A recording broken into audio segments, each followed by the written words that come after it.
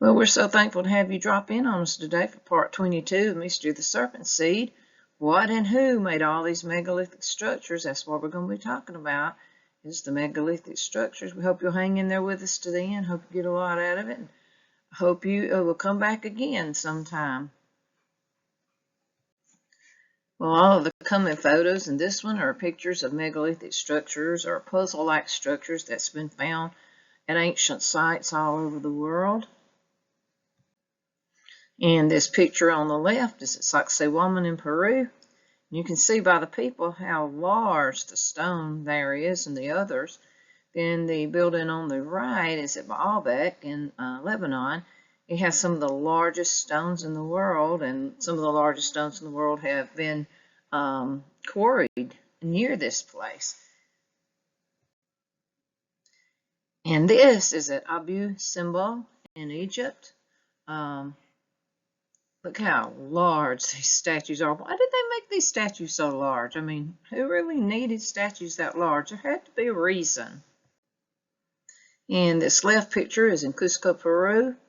And even though these stones at the bottom are not as large, they're still pretty large, but you see that there is like 3 different kinds of stones here. You got one on the left, one on the right, and then the small stone above it, which is more likely to be the Inca builders, not the one below it. And I know they'll tell you different, but that's what I think. And then the one on the right is Attica, Greece.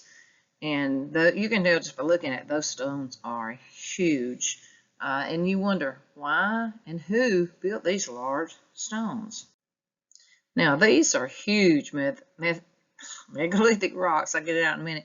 But you'll see on the left some from Luxor, Egypt, in the middle Giza, Egypt, down the bottom from Easter Island, and then on the right, Ollantaytambo. These are, like I said, are really huge rocks, and these at Ollantaytambo are really, really big. And it's just, they're kind of a bit strange. You see the knobs on the ones, like at the bottom, kind of near my head. And a lot of people wonder what those knob things are, which I wonder too, but I have no explanation. Some might, but I don't. The whole world's full of megalithic structures. It's not just what I'm showing you now or what I showed you, because I haven't even begun to touch on them all. This is not even 1/100th of them all. I haven't even begun to scratch the surface by what I'm showing you. I've just shown you that some have been discovered, and that's only a few that I've shown you. But what about those which hasn't been discovered? What about those I haven't shown you? There's some designs that are seen worldwide, and I wonder if they're connected with these ancient fallen ones that we've been talking about from Genesis 6. There are some things like the concentric circle that you see a whole lot. You see it all over the world, just like you do these megalithic structures in thousands of places. And they're usually somehow connected with ancient structures. And, you know, you have to think about it and question why, who, what, when, and where.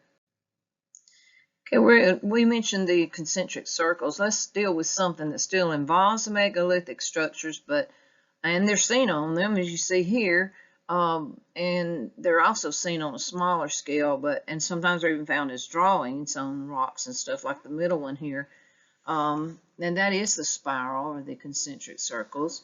Nobody really knows what they are, what they mean, but some have suggested that they represent portals to another dimension, but you know, they're only guessing. They don't know. I don't think anybody really knows at all. But you can see this in 9 Mile Canyon. Now, the one in the middle is on ancient Anasazi rock art. You see one from the Verde Valley in Arizona. The right, you see the Bosnian obelisk right above my head. And so there's so many that, you know, you just wonder, what's going on here? What are these about? And is there no writing that can tell us what they're about? Nobody's found any so far. Then here's one from Arroyo Hondo Petro, and I'm not sure I'm pronouncing these names right, but and on the left at the bottom you see La Palma, Canary Islands, and above my head you see Hohoco Mart in Arizona. There's so many worldwide, everywhere. And like I said, I'm only giving you a few pictures, just barely touching on it. But these have got to mean something, and had to mean something to ancient peoples of the world a long time ago, all over the world, for you to see them all over the world. And as I said a while ago, these are just a few worldwide, but there's so many more. Costa Palumba, there's some from Malta. You see some at the bottom from Ireland. It's everywhere. I mean, everywhere. Here's a Nazca, Peru, the spiral. Got one on the bottom left from France. Some in the middle. And Valcamonica on the right above my head. I think that's Italy, I believe is where that one's from. And then you've got here this spiral temples in Peru. I think that's Peru. You've got these others three you see. One's from Sardis, the one on the right. One is from England, the bottom middle. And then I believe the one at the top is from Italy, but I could be wrong. It was found there. That looks like a piece of pottery to me. So,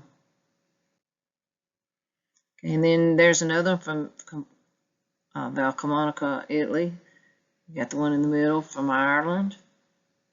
One on the right from England. I mean, look how much the one, all of these, every one of them, look, it's almost like a concentric circle with a cross, which I think those were representing hinges, I believe. I might be wrong about that, but I think that's what they represent.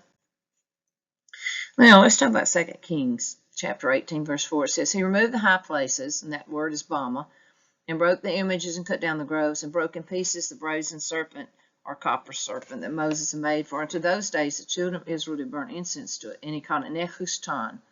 Okay, so let's talk about that scripture. The Bama that it talks about, the copper serpents in the temple, the images of the word matzabot, that means standing stones. He cut down the groves, that's Asherah. In Hebrew, it means a grove of stones or trees carved. It's a grove of some kind. And it says he broke in pieces the copper serpent.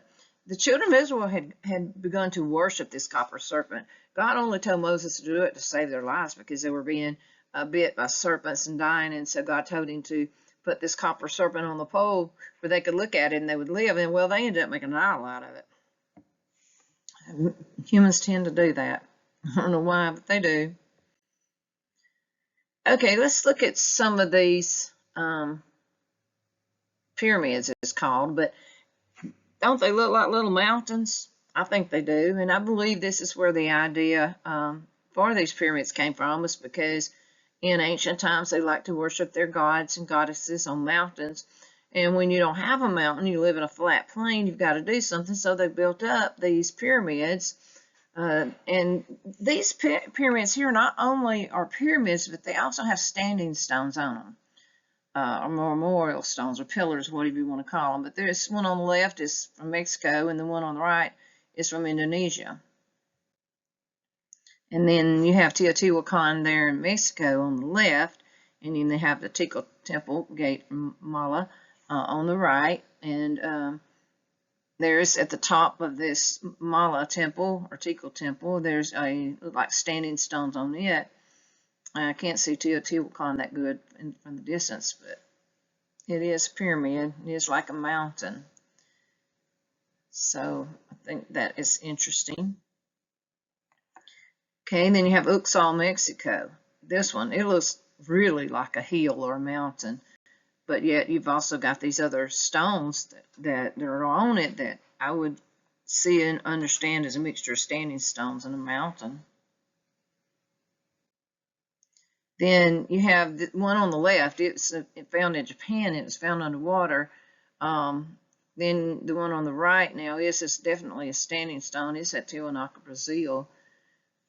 But scientists try to convince people this is natural, not man-made, the one on the bottom. But it's easy to look and say, that is not natural. I don't care what anybody says. That's not natural. So we're going to move on. I mentioned images a while ago, but we're going to talk about that. We know the images were idols, but we don't know exactly what form they took in the Bible. But the Hebrew word there that I mentioned how does it relate to anything we see from ancient times? High places is the word bama, or some people say bema. Some people call it a pulpit today, but it goes back to the altars, the built-up areas for the altars or the temples. They would, even in a temple, they would always have an altar or a built-up place, a little high place where they do their sacrifices and things like that, and that's called a bama. But it is part of the high place. But I'm fully convinced that the mounds and these pyramids are the high places of the people's gods and past religions and stuff.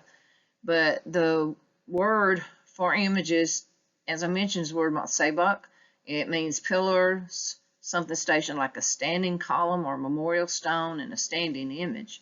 People of the past carved their idols in stone. They carved it in the wood of trees, similar objects. Now, I think it's Göbekli Tepe is one of the oldest places found on the earth, and here are all these standing stones in it with all these images carved on it. I believe it goes back to what the Bible talked about, their groves, and their idols were carved on it. Sometimes they would actually carve the name of the idols on them, and so it could either be the name or it could be the idol itself that they carved on it.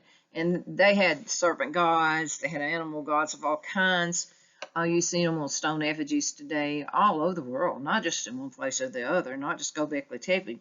Turkey has a lot of them. I mean, a lot of them. And I would love to go to Turkey, but with the situation in the world like it is right now, I don't think it'd be safe. So, but one day I'd really love to go. But we're going to look at some of these ancient matsebaks and standing stones, and we're going to talk about them a little bit. As I said, ancient people in the Bible used groves of stones with their gods carved in them, or the names of their gods carved on them. This one on the left from Atlantis, Turkey, that's very interesting. I don't know what it was supposed to be. I've tried to figure that out, but it's really an odd stone. Then you have these megaliths from Ethiopia. These are definitely standing stones, and they have the carvings on them. I mean, I really feel like when we're looking at that picture, that the Bible comes alive to me when he talks about the groves. It really does. Then in Aswan, Egypt, you have where they were building or making or cutting or whatever you want, a quarry in a rock, an obelisk. That was not quite finished. It almost was. Don't know if it cracked or something went wrong and they left it, but it is huge, huge, huge. Then on the right picture in Sundapali, India, you have standing stones, images, pillars. Okay, these pillars are some that I mentioned Göbekli Tepe just a minute ago. This was part of a temple at pillars, had carved animals on it.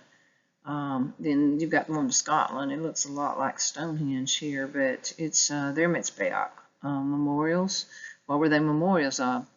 But these pillars flow into the ancient groves. We want to talk about the ancient groves, the groves of stone, the trees. It does come from the Hebrew word Asherah, which has been translated as happy, but it means a lead, to go, guide, to be straight. And if you think about these meanings here, you can get the idea that these groves were straight stones of wood or you know, carved in groves or groups with their idols on them. The standing stones in the groves are very similar in appearance. It's sometimes hard to distinguish one of them from the other. Stonehenge is standing stones, but it would also be considered an Asherah grove because there's more than one of them. But there doesn't seem to be any carvings on those at Stonehenge. So that could possibly be the difference between a grove and just, you know, a carved stone. And I don't really know, but I've included both of them, and they can be standing stones or they can be the groves, either one. Now, we showed you the picture of Ollantaytambo earlier, and it was also standing stones, but they were megalithic in size. But the pillars, it's easy to know they're the Mitzbeach for sure, because Jacob slept on one, and then he set it up the next morning and poured oil on it, and used it as a memorial for the house of God and blessed it. The fallen pillars that we saw a while ago, or the standing stones, were possibly once part of a temple of the gods. But Exodus 20 and 25 talks about God commanding them to build an altar from natural stone, not one where tools have carved them out. So it was against God's law for them to carve anything out on the stones or even carve the stones out. They had to just come from natural stones. That was what the pagans did to their altars in the high places. So Genesis 11:35 says they made bricks for stone. Why that phrase, they made bricks for stones? Was it because it was after the flood and they didn't have the technology to use the stone and build great edifices like they did before? Was it because the knowledge died out with the death of the giants in the flood? Did it take them a while to get it back, or did they never get it back? What was the reason for just, using bricks for stone? But here you see in Montana a similar structure to the one in Peru. The one on the left is Montana, and then the one on the right is the Serpent rocket in Machu Picchu, Peru. And they're so very similar, but yet they've been built up by man, which is interesting. Okay, notice the idea in that word of the Matseba, what it meant. Notice the idea in that of it leading or guiding. The New Age and other mystical false religions are drawn to these megalithic structures, these mystic religions and stuff, and standing stones by the thousand. They claim to sense the guides and spirits there, which I don't doubt. Most of their visitors are mystics because they know about them. They know about the stones. They know what they are. They know what they stand for. They know what they were used for long ago. But most of the Christian believers are totally unaware of these things and what they are, and that's really sad. When the church should know what's happening and going on in the world, they really don't. Jesus told us to watch and pray, but I sometimes don't believe that we're watching and praying as we should, because some of these people need deliverance. They've got the wrong spirit and they need deliverance. And some people wonder why I go to visit these places. I don't go to all of them, but I go to some of them, and I go where I feel like I should go. And I always pray before I go, because you definitely should do that. Because when you walk in these places, I kind of feel a little bit like you might be walking into territory that that the enemy has upper hand in. And so we need to really be prayerful before we go in while we're there. But I want to show people that these places are real. I want them to understand Satan still uses these high places today, probably more than they've ever been used, actually. And it is his territory to a certain degree, but he needs to know that believers aren't stupid, that we know what's going on. We're up to his devices. We know what his devices are, and and we're going to reveal it. And that's a lot of the reason I go. I like to reveal what the enemy's doing when I know what he's doing. And I should know all the time what he's doing, but I found that out in Egypt the hard way, that you should always pray before you go somewhere, because I had a really not very good experience there. And so I try to pray before I go to any of these places, and you should as well. Now, these standing stones is in Montana. They're dolmen standing stones.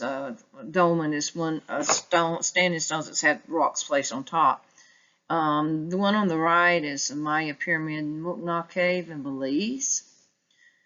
These standing stones on the left are built like a mountain, so it would cover the idea of mound and or standing stones, either one. And of course, the one on the right is like that too, because you can see the stones on the one on the right, like standing stones on them, as it goes up with steps. You see the little bitty steps behind my head, and then the huge stones above them let you know they're really tall, and it just keeps on going and keeps on going and keeps on going. It's a really big pyramid.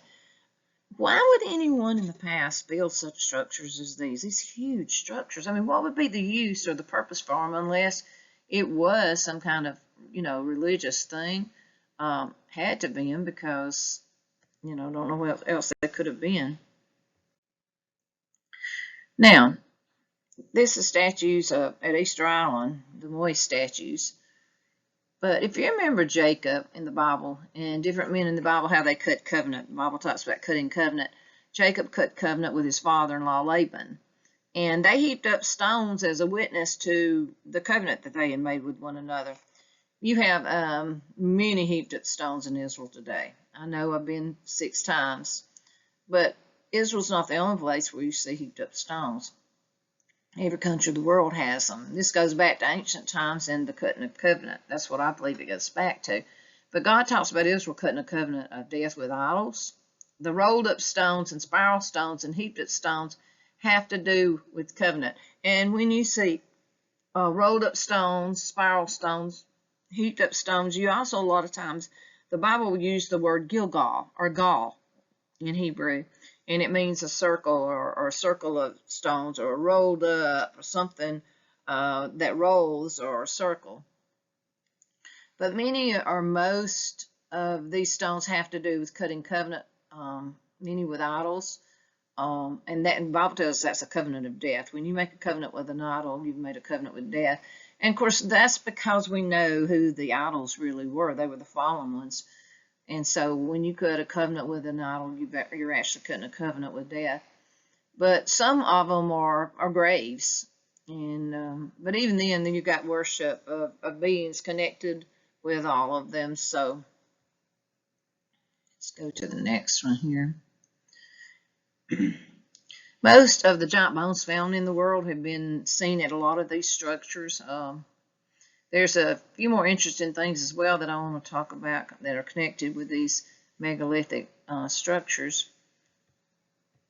And once you've already seen, or one you've already seen, but I want to review it. And this is just one of the questions that I have concerning the carvings on standing stones. And I'm going to be showing you something shortly that's not stone, and I, for years, didn't really think about until one day it kind of struck me what it was, and we'll be talking about that in a little bit. But the stones on this picture are Karnak stones from Britain.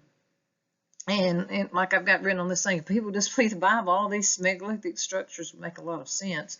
They're puzzled over them, but they'd make a lot of sense if they'd read the Word and believe it. You've got to believe it. And the one on the right is from Saudi Arabia, and that one I found was very interesting to me. It kind of reminded me of structures in Petra. Now this is in Turkey, Hattusa or Bogoskoy, Turkey. This is an area where the Hittites lived, and you can see on the skate, where the skate is, these huge stones. They're carved out lions. They're made of standing stones. But what a lot of people don't realize, but the gates of ancient cities were basically the threshold, where the threshold of the city was the gate, and at the gate they would give this threshold or these gates or these standing stones at the gates the name of their gods or one of their gods, depending on whether they worshipped a lot of gods or just one. Most worship meaning. So they would name the gates standing stones or the gate after one of their gods. But the threshold was the area where they did their city business, whether it was trading, merchandising, or whether it had to do with the judicial, the law and stuff.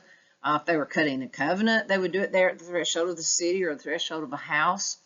If it was a family, they'd do it at the threshold of the house. And it was just basically showing that they were giving their allegiance to the gods of this city.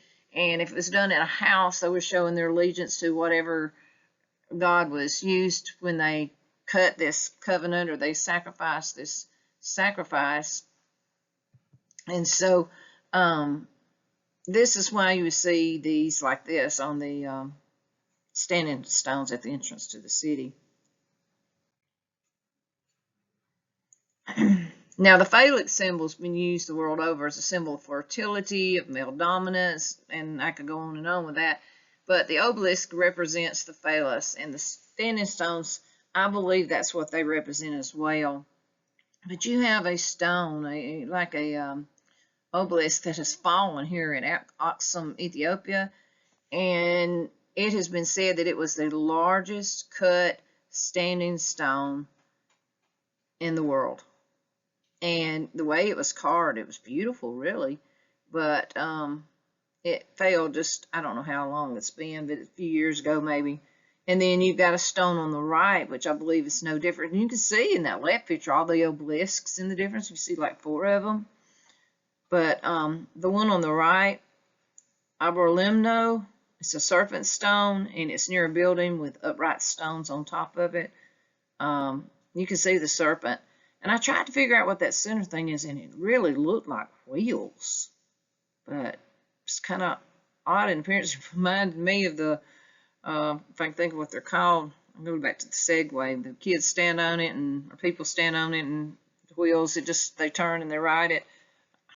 Hoverboard, I couldn't think of what it's called. It kind of reminded me of that, and I thought, that's odd. The carved stones, singular, represent pillars, images, and standing stones. The groups of them represent the ashra, or the groves that are mentioned in Scripture. So we showed you earlier in the photos of your symbol, and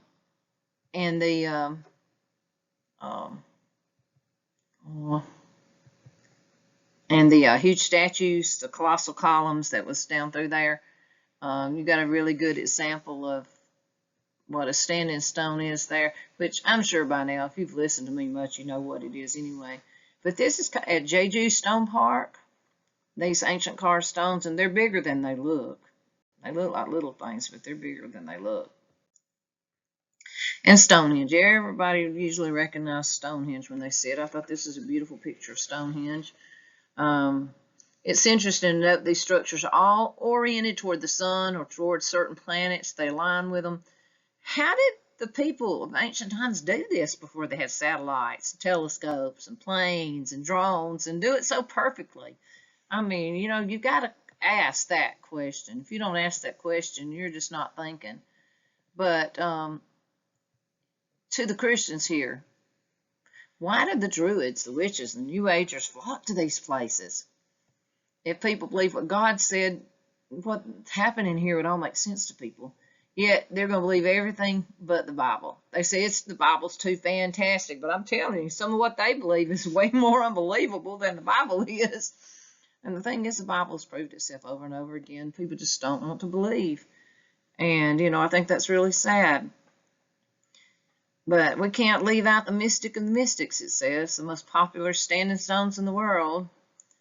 But even when they use that term, Christians don't make the connection with the idolatrous standing stones. They just don't seem to connect it and understand it. Now, this is what's some while ago, something I was going to bring out that I had not thought about until I saw a picture of something. I was like, I never even thought about these being groves, or matsebo, what the Bible calls them. This is in Alaska, the northern parts of North America. And these are early pictures, the early 1900s or the late 1800s. I'm not really sure which. But this is a more modern standing stone in the Americas, and it's known biblically as a grove. Oh, yes, the plan of the enemy hasn't changed. He still desires man to worship him, and he gets it, sad to say he does. Now, I want to add something else about the spirals and the heaped up stones, and I'll use a picture from yeah, this is not cooperating me, from the Golan Heights in a little bit. But this says, although ancient groves of wood decayed, stone, and these are still around from the 1800s or early 1900s. The one on the left, I know, is 1895. I don't know about the one on the right for sure. But look at the strange, creepy looking things they carved on these totem poles. Just kind of freaky. Okay, Jerusalem El Hari, or Gilgal Raphaim in Israel. It's in the Golan Heights. It's in the land of Og. And they believe that this in the center is a grave, although they have not, I don't think they've excavated it to find out. Don't know if there's any skeletons found there. And if they dig it, they might find Og's skeleton. Who knows? But as I mentioned earlier, the Hebrew word for circular or wheel shape is Gilgal. It's the same as Gilgal, where the Israelites under Joshua lived for a time, and they also defeated their enemies. But these concentric circles are found worldwide, and you don't see that many of these, like here in Gilgal Rephaim, where they're piled up like that. They're more sketches or something, you know, that are drawn. So it's interesting to me that here in Israel they have one that's actually stones. But there's a few other things concerning the megalithic structures that I want to add as well. These will be various, but I think they'll be enlightening. I hope they will anyway. And yes, the picture on the right looks like a shoe, but that's a wall of rocks around that, believe it or not. And it is believed that this is one of the places, one of the Gilgal, where Joshua set up the tent. That's why you have the square-looking part in the hill. It's believed the tabernacle was set up there of the Bible. Okay. Now, I'm going to talk about the handbags. Heard a lot of people talk about the handbags, but you got to admit they are interesting and they are ancient. But these two carvings look like the cherubim that the Bible talks about, and I think that might be your first clue to what the bags are. But what is this ancient purse bag? You know, it's found all over the world, but everybody has their ideas and their theories, but I don't think anybody really knows for sure. Until they find something telling them what they are, we don't know. Do you remember Dagon in the Bible? Some people wonder if this might be the fish god Dagon, or Dagon, is the way it would be pronounced. Don't know. Some say yay, some say nay. Why do all of these weird creatures hold these bags? You've got to say, admit, can't hardly see this one from my head, but I've got to admit it is kind of odd. They call this one on the left the astronaut. Look, there's a plumed serpent above his head. This was found in America, South America probably, or Middle America, I'm not sure what they call Latin America.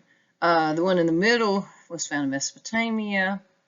I'm not sure about the one on the right, but these are apparently out of rock, but it's weird. The one in the middle, it looks like it has some wings, so it looks like a cherubim, I guess you could say. But they just look like some kind of stone purses. I always thought maybe they carried fire, you know, fire in them, or coals in there, because, I mean, like, in ancient times when you traveled from place to place and it was cold, if you didn't have something to start a fire with, it wouldn't be a good thing. So I kind of thought, well, maybe they carried fire around them. Who knows? Water to drink? I don't know. Notice how many of the places and things you've seen that have serpents on them. See, now part of this teaching was on the serpents. The serpent and the copper and how it connected, and the serpent worship and all that stuff. And the name of this thing is Mystery of the Serpent Seed. So, we have talked a lot about the serpents, but this right picture carved with a serpent, you can see it on the right side. This one on the left, kind of at the top, looks like a doorway with an upside down lintel on it. But I find these very interesting. And here's some more. One on the top left, serpents with spirals. One with goat legs. Cherubim light with horns. That was in Mesopotamia. One plain bag from Mesoamerica, and then one right above my head, where my head is, that has almost like serpents on it.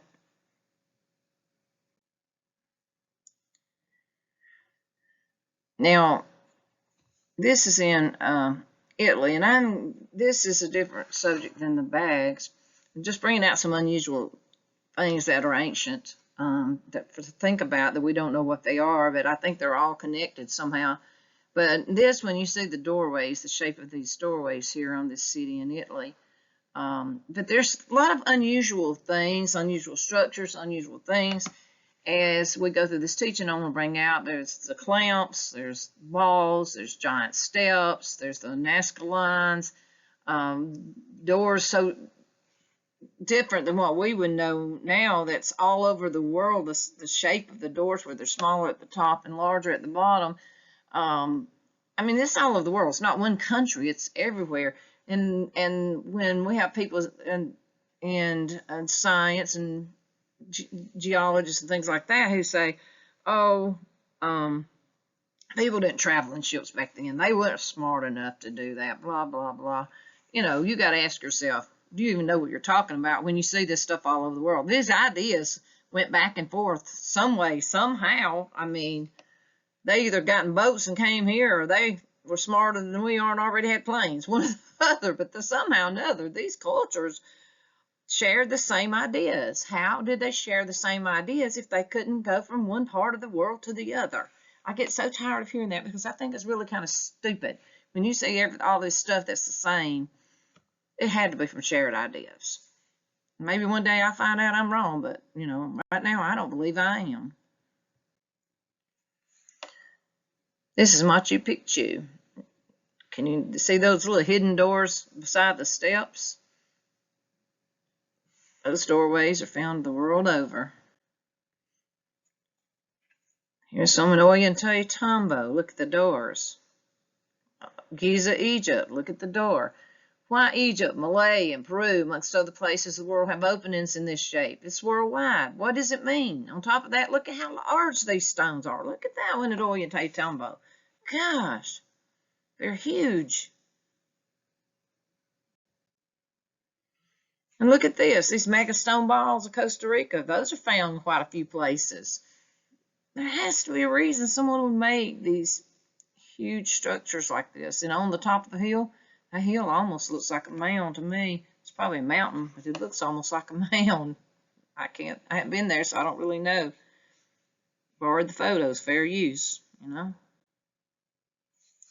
They have remnants of metal used in these stones. You can see places: Tunisia, Peru, Greece, Egypt, Iran, Cambodia, Ethiopia, Japan, Bolivia, Italy. All over the world, these are in rocks, and they believe that they use brass clamps, because they can see the remnants of that in some of them, where they can't move, to hold them together. And that may be what held these stones together, these huge megalithic stones, where they wouldn't move. And that would actually help them in an earthquake to not break apart, but hold together. Now, what are the H-looking stones? Why would they cut stones in Bolivia here at Pumapunka? Why would they cut these stones to look like H's? Of course, they may not have had an H in their language like we do, but why would they cut them in that shape? And then here you got the one to the left. That's in Göbekli Tepe, Turkey. It looks like H's too. If people couldn't get together and they couldn't cross the ocean, why are they alike? Why are they cut with such precision in a time when scientists say people were dumber and there were no machines? If that's true, then why can't they cut the stones like this today? With all the stuff we have, all our machines and stuff, why can't they cut them today like this? And why do these things have such a high magnetic charge on them? Why are they seen in Turkey as carvings on stone, half a world away?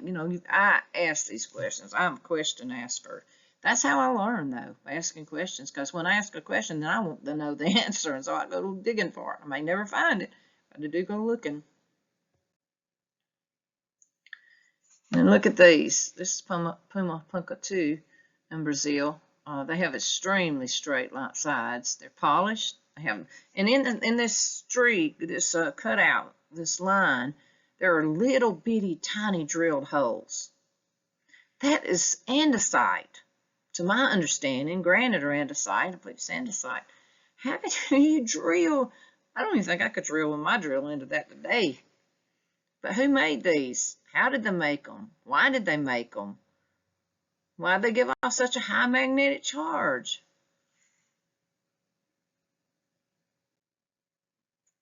Now look at these giant steps of Peru at Machu Picchu on the left. On the right, Ollantaytambo. Look how large these steps are. They got some smaller ones for these people to walk up because they couldn't climb up these. These taller than their head.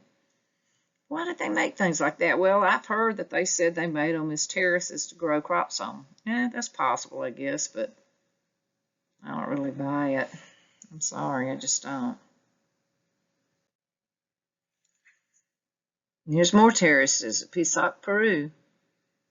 Look on the right in Nazca, these spirals. They claim they're irrigation. Maybe, I don't know. I couldn't say. It's just still very interesting.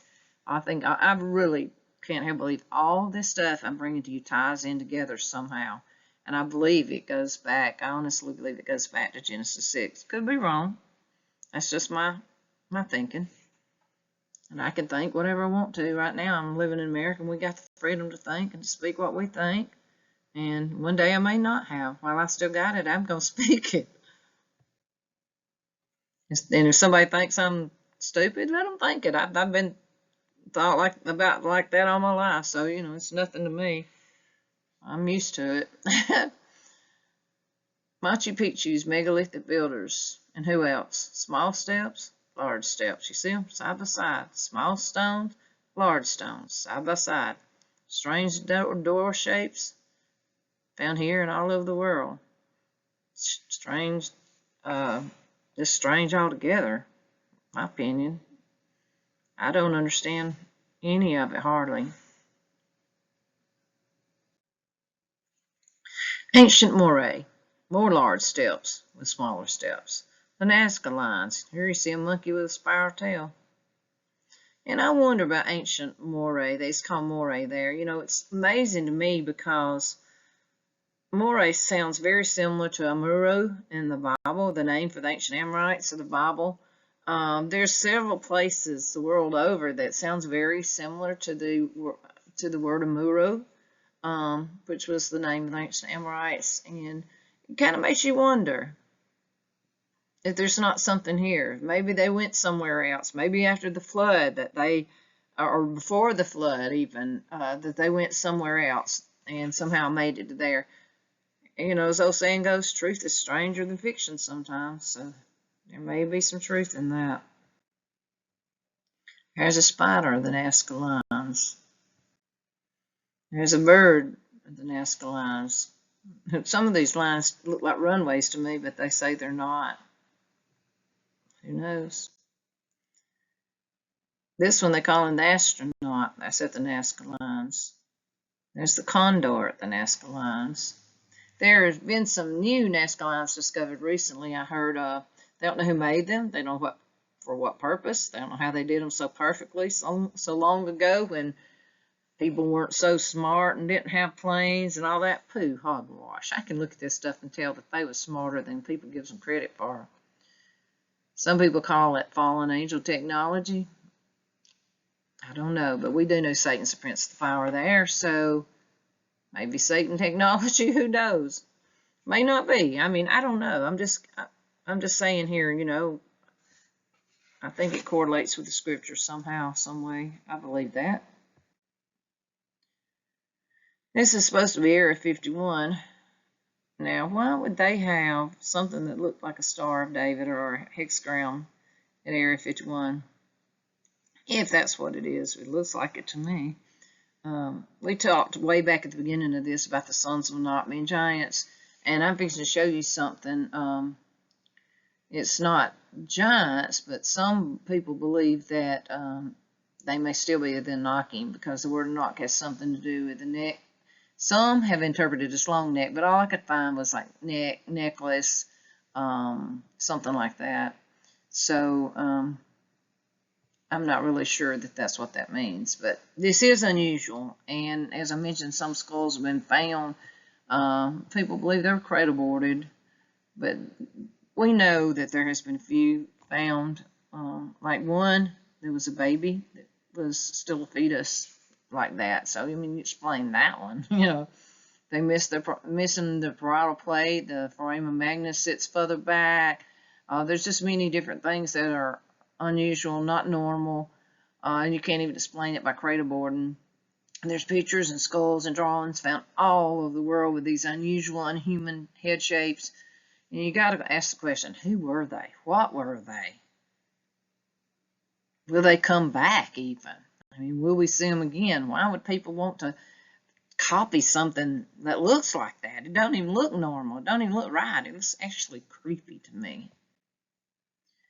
As for the elongated skulls of Peru and elsewhere, what were they? Were they human? Did they come from the same act of the fallen ones with women that the giants came from? I think they sent 5 samples of these skulls, Procus skulls, for testing, and the results on them were amazing. I think they tested hair and skin and teeth and some of the cranial bones. The findings made the mystery surrounding these skulls just even more interesting. But I don't think they told where they sent them to. I don't think they told them what they were because they didn't want their results to be influenced, you know. But they talk about the mitochondrial DNA, things inherited from your mother. These showed mutations that has not been known to any man, any primate, any animal found on the earth. And it just feels like and seems like they're dealing with a completely new human kind of being that's different from us, from the Neanderthal and Soviets. But personally, I think that these are just remnants of fallen ones. I could be wrong, but the thing about these, the DNA, and these showed some East European and Middle Eastern DNA in them. And I think it was somewhere around the Black Sea, and I can't remember sure. That maybe was where it was, but anyway, because it's been a while since I researched these and studied these, but I thought it was very interesting. Now look at these parietal plates above the eyes. You don't even see them, do you? That's because they're not there. That's not normal from what I've heard. It's not normal. And this one on the right is kind of really creepy looking. Now, the interesting thing about this unborn fetus on the left was it was a 7-month fetus, and it was still in its mother's womb, but it has an elongated skull. And according to what I read, the parietal plates aren't right either. Many of the elongated skulls don't have the parietal plate. The brain cavity is larger in some of them, more so than a normal person. Cradle-born don't do that. I mean, I'm not a doctor, but I've done some research, and so, you know, you've got to be born with more brain space. I think I was born with less sometimes. Just teasing. And the thing is, look at that one. It has teeth. Newborn babies don't have teeth. I have 4 kids. I know they don't have teeth when they're born. And the one on the right, don't have the side view of it, but it was really long, extremely long. Now, why would someone want to elongate their skull? It's so ugly. Why would somebody do that? Even if they saw someone with that looked like that, why would you want to do that? But, you know, you see some hieroglyphs in Egypt drawings and stuff with people with elongated skulls. You see quite a few pictures of people from Egypt. And, you know, I guess I didn't pay enough attention when I went to Egypt. If I ever get to go back, though, I will pay a lot more attention. I would look at these elongated skulls and take pictures of them, and Egypt's nowhere near Peru. You see a lot of that in Peru. They've been found skulls in Peru, but it's not even anywhere near Peru. So how did this phenomenon get from there halfway across the world if they weren't traveling all over the world then? Look at the skinny neck on this one. That can't be normal. Look at the eyes. Eyes are huge, and they're almond shaped, and they look like E.T. And this baby died about 2,000 to 2,800 years ago, and it was between newborn and 3 months old. The hair is red. People there in South America don't have red hair. Or so I'm told. But his hair is auburn color. It's not the typical black. The column, the vertebral column is further to the back of the skull than normal. That's what Brian Forster said about it. Let's see. I've listened to Brian Forster, and I agree with all his ideas and the way he looks at things, but I think he's a good guy, and I think he's trying to tell the truth, so. Anyway, let's go on. Now look at this Egyptian elongated skull on the left. How did this idea get from Egypt to Peru, or from Peru to Egypt thousands of years ago? And look at this one on the right. Man, it's crazy, ain't it? Look at this one. They dug this one up, and you can see how big it is. It's as tall as they are. All the way. And the one on the right. And look at this. It's another Egyptian hand. Well, I guess we come to the end of this. I hadn't really done that much teaching. I've been more just showing you stuff, but I think all this stuff is really strange. And I can't help but believe that it goes back to Genesis chapter 6. Now, you can believe whatever you want to believe.